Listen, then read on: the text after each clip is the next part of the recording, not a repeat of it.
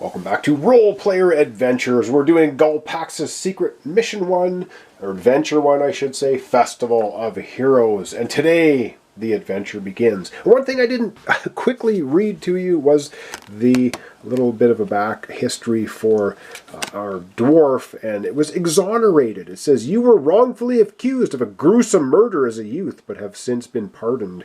With your new freedom, you now seek adventure, glory, and treasure." So that was, I just forgot to read that. And that actually ties in pretty good with her bodyguard ability and the backstory of her whole thing with her brother being accused of deserting. So, very cool. I like how the story's already unfolding. Alright, let's take a look at Your Adventure Begins, and let's get going.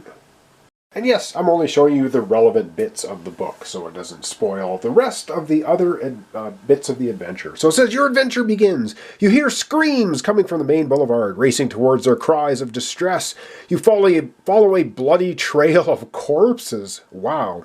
A beast claws its way swiftly through the cloud. Festival goers trample over each other in an attempt to escape. The immortal knight is thrown from her saddle when her horse rears, kicking its front legs wildly. Here you catch a better glimpse of the assailant. A werewolf slashes the horse's flank, then barrels toward an old woman. If you move swiftly, you might be able to save her from the werewolf's wrath. And now we have our first skill check. And it says skill check quickness 1. So let's get into that. So if we pass, we're going to go to begin 1. If we fail, we go to begin 2. So we get our first check going on here now. Let's get out quickness 1. We have a skill check book that comes with the base game. Let's find quickness, and we're going to be trying to do quickness 1. Alright, it's time for our first skill check. And if you can see here, this is a 1, 2, 3, or 4. We're doing a quickness 1.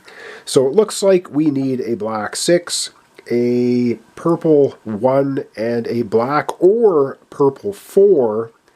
We have to cover up all this. We get one shot at it. We're going to be manipulating our dice. And you can see here a dice limit of 4. Now we can just go ahead and randomly grab 4 dice out of the bag without spending any of our stamina in our spots. Or we can spend our stamina to actually pull out specific dice. I'm going to show you how that works. I think we're going to grab some specific dice for this test, and I'll show you how that operates. Okay, so I'm just zooming in here on our human hunter. So if we want to add a black die, so you can see here we've got red, black, green, blue, white, purple. Or pink, purple? Purpley pink. If we want to add a black die for sure, we just reach the bag and find one, we have to spend one of these stamina cubes into our fatigue box for each player. So we could go ahead and spend 1 from our hunter and 1 from our warrior to make sure we have 1 black die in our box. And I think we're going to do that. We're going to spend 1 from the hunter and 1 from the warrior. So she will also spend 1. She only has 1 in there, and now there's nothing in there. But that guarantees now when we go in this bag, we can just automatically pull out a black die. We don't have to do it randomly. So we're building our dice pool. So far we have 1 black die. Now we need pink dice. And so let's go ahead and we're going to spend out of charisma here 1 stamina from our warrior and also 1 from our hunter. And likewise 1 from the hunter. Now we can spend 2 out of 1 characters as long as we spend 2 total between 2 characters. Playing a 2-player game, it's 2. If you're playing a solo game, it's just 1 for each die. So, and as you can see, our total health is 16. Now, how health works in the game is if we end up with 16 or more of these fatigue cubes in here, we will become exhausted. If both characters are exhausted at the same time during a check or a fight, we're dead, basically. And we follow through the adventure book until it tells you to go ahead and do something for death. So we've both spent now 1 out of our charisma location. So we get to just go in the bag again. We get to hunt for 1 of these purple dice, and we're going to add that to the dice pool. Now, we need black and purple, and that's it. We only have 1 dex left, and we have no pink left for either character. We can do the 3-to-1 rule. You can take 3 out of anywhere to add one die. So, but that's for each character. So we'd have to take a total of 6 of our fatigue cubes. So I could take 3 from anywhere here, 3 from anywhere on the warrior to guarantee another die. But I don't think we're going to bother because that's fatiguing us quite a bit. So we're just going to randomly reach in the bag and grab 2 random dice. Alright, and we're just going to reach into the bag, and we're going to hope we get a black or another purple, because we need them. And if we get other colored dice, that's where our cards come into play for dice manipulation. So another one, we get red. Okay, not going to do us much good. And the other one we get is a green. Yeah, there are 6 dice color of each in the bag. Alright, so what we do now is we're going to roll up these dice. And we are going to then start manipulating our dice to try and fill up these boxes. And the blue under here, for every box we fill up that has a blue under it, we will then gain 1 experience, even if we fail the test. All right, we're trying to save the old woman. Let's roll up these dice and see what we get. We get anything useful? Well, right off the bat, I can see that we have a 4 black, which would definitely cover off that one, but it doesn't have an XP under it. Okay, so now we're going to get into dice manipulation, which means we can start looking at special abilities. The hunter's got a special ability. Choose a die in the dice pool. Discard any number of skill cards. For each card discarded, increase the die by 1. So we could discard 2 cards to make that a 6. But I'm gonna off screen. I'm gonna look through all of these cards because, see, we've got honorable. We can change any green die into any color we want, so we could turn that into a pink. Is that going to do us any good? I don't know. We can flip over a red or a green to any other side. We've got lockpick. We can turn any 3 into a 1 or 6. Again, I'm going to look through these and see, so we can take a pink die or purple and increase it or decrease it 1, so we can make that down to a 4. I'm going to take a look at our hunter's cards. I'm going to take a look at our warrior's cards. And each character can play 2 cards maximum, and there's also the 1 bonus play token that we have. So 1 player could play 3 cards. I'm going to see what we can do to get these things covered, and I'll come right back and show you which cards we're playing. Alright, so for our hunter, we are going to use the quarterstaff. Now you'll see this symbol right here. It means it's spent. So this is not going to go back to our hunter's hand at the end of this check. But we are able to increase or decrease either a pink or a white by 1 by using the quarterstaff. So what we're going to do is we're going to spend that card. That's 1 card played. Remember, we can play 2 per character. And we're going to take this pink 5 and we're going to decrease it 1. So we're going to make it a pink 4. And then we are able to cover that off. Okay. That's one thing we can do. And the other thing we are going to do is, I gotta take a look. Now we've got a couple, we could just pull 2 pink dice out of the bag, again another spent card, and just roll them and hope we get a 1. And it's possible to do that. But let me double check again and see what else we're going to do. Okay, one little quick thing here too. At the beginning of a combat or skill check, set a skill or trait card from your hand near this card. So I set the skill card open lock, and then you can play any card from your hand as a copy of this card, but it still counts as number of cards played. So far we played 1 card. All right, let's go over to our warrior. She's got a couple of tricks up her sleeve, maybe. All right, our warrior has her chain leggings. So let's just leave these up here. What she's going to do with the chain leggings, she's going to re-roll a red die. That's going to be her first card played. It doesn't have a discard or a spent on it, so that just goes to her discard. She will re-roll this, hoping to get a 1, I think. That might be the best thing to do. And come on, what do we get? 2. Right back where it started. I was hoping she'd get a 6 or 1, so she could flip it over. She can change a red into anything. Well, that just did not work. That did not work. So, oh man, this is brutal. All right, we might have to go to plan C. So, I don't know. That too, that's horrible. So here's where we get into all the dice manipulation. So here we have our Hunter's cards. So both players have played one card. Oh, and she re-rolled.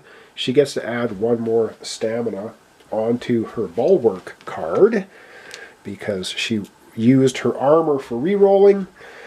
I gotta think again. I think we're going to use the Hunter's special ability. Choose a die in the dice pool and discard any number of skill cards. For each card discarded, increase that die by 1, and that's going to flip over. So unfortunately, he's going to discard a couple of cards. Now, discarding him doesn't mean you're playing him, so he'll discard he'll discard his longbow for now. I'm going to put them face down because we're not actually playing them. And he'll discard his subvert. Okay, he still has 3 cards in his hand. And he can increase, he discarded 2 cards, he'll increase the black from 4 up to 6. And we can cover that one. Now, if we can somehow figure out how to get one of these die to be a purple 1, we'll be able to complete this check. Now, we can just play this card, it's going to be spent though, and just grab 2 purple dice and just roll them, hoping for a 1. That'll be our second card played. Is that what we want to try to do? Let me take a look at the rest of our cards. Oh, okay, we're just blowing all our cards. I think he's going to go ahead and spend this one, the Banish, and that's going to be spent, but he's going to just grab, that's his second card played too, so he cannot play anymore unless we use the bonus card. So we're just going to get into the bag, and we're going to find 2 of these purple dice, and we're just going to roll them. So he's playing, using Banish. Come on, we need a 1. A 1! Okay, hang on, we got a 6. If we can flip that, we can flip it to a 1. Oh, alright, I got to take a look now at if there's anything anyone can do. Alright, this wasn't supposed to be much of a brain-burning game, but here we go. She's going to use Warrior. Prepared. Return any amount of stamina from your Strength attribute row to the supply. Flip an equal number of dice in the dice pool to their opposite face, and that's going to spend that ability. She's going to spend 1 of her Strength from her into the dice pool. Doesn't go into her fatigue area to flip a die over. She's going to take the 6, flip it over to a 1, and boom! We have completed the skill check of quickness. Wow, that took a while to do. All right, dice go back in the bag. We will get 2 experience for doing this. We would have got 1 even if we just had 1 covered. So the 2 experience are going to go into our experience pool over here on our sheet. We'll be able to spend them for upgrades and stuff later. And we've completed this, so let's take a look now in the adventure book and see what happens when we passed the quickness check. And I should quickly mention, any card that was discarded goes back into the player's hand, and any card that was set with the spent icon does not go back in the player's hand. And this now, because of his herbalist ability, will go back to his hand as well. Alright, let's take a look in the adventure book and see what's happening. Alright, we had to burn a lot of cards and use both of our special abilities to go ahead and pass this check. But we go to begin 1 for passing it. It says you managed to place yourself in the werewolf's path, slashing it through the chest with your blade. The beast howls with pain, licking its wounds as it scampers off. The old woman thanks you with a smile and a few coins. Record the keyword wounded, and we're going to get 2 gold, and then we go to begin 3. Alright, so we recorded the keyword wounded in here, and we get 2 gold as well. So from the supply, we're up to 7 gold. We'll be able to buy new cards and equipment and things at the end of the adventure, and here's our couple of experience. Alright, let's go to the book and continue with begin 3. Alright, I hope this is focusing, okay. Begin 3. As quickly as it appeared, the beast vanishes into the alley, while the immortal knight steed thrashes about wildly. After kicking a path through the crowd, the horse runs off. Place your party marker at location A, and then we read entry A. Alright, so on the adventure map, we're going to be starting at A, which is the Garden of Heroes, and now we are going to read entry A and see what it says. All right, here's entry A, Garden of Heroes. It says if there's no XP at this location, go to A1. There is. Otherwise, collect the XP at this location and continue reading. So we're going to grab that 1 XP, add that to our player board. Now we've got 3 XP. Continue reading. If any player has Animal Tamer profession, go to A2. Nope, we do not. Otherwise, continue reading. It says city guards dump out buckets of soapy water, washing the blood from the cobblestone streets. The wounded are gathered into ox carts. With the werewolf gone, the crowd gradually return. Festivities resume almost as if nothing had happened. Candidates for the Heroes Guild have gathered at the town centre to compete in the Test of Champions. Though a few are seasoned warriors, most are ordinary civilians, farmers, merchants, and artisans seeking a life of adventure. Ordinarily, the Immortal Knight announces, each of you would undergo a series of challenges to test your strength and courage, but these are not ordinary times. Tensions between Dragul rebels and the new Queen of Nalos are growing, and now a monster is in the wildwood. So this year's contest will be simple. Whoever tracks down the werewolf by day's end will be welcome to join the guild. I cannot guarantee your safety. The would-be heroes quickly split off into teams. It says if there's only one character in your party, go to A3. Otherwise, go to A4. Well, there's 2 of us, so we're off to A4. All right, here we are at A4. It says, though each of you comes from a different background, you all eagerly agree to work together. Yet your team feels incomplete. You glance around, you spot a halfling and a gnoll. Both are still looking for a group. The halfling carries a half-dozen smoke bombs on his leather belt. He wears a black cloak and rests in the shadows of a tree. The gnoll is the tallest of the contestants. He sharpens his blade near one of the statues. Both stand apart from the crowd. So do we want to team up with the halfling? Or do we want to team up with the gnoll? We're already pretty good fighters, so maybe we need a sneaky little character with some smoke bombs. So let's team up with the halfling. We'll go to A5. All right, lots more reading, lots more text. Let's get to it. A5 says, the name's Polgar, the halfling says, extending his hand. Polgar Goodweather. A burn scar covers nearly the entirety of Polgar's head. When he catches you staring at it, he smiles, his green eyes sparkling with mischief. A boiling hot elixir, he explains. A childhood accident. My parents were both alchemists, but I usually tell people my head was scorched by dragon breath. It makes a better story. The gnoll snarls at you as he moves to join another group. Polgar leans over and whispers, that's a wook. He took the Test of Champions last year. I heard he ate one of the other competitors, the halfling shrugs. I mean, it's probably just a rumor. The Immortal Knight nods approvingly once the teams have been formed and makes an announcement.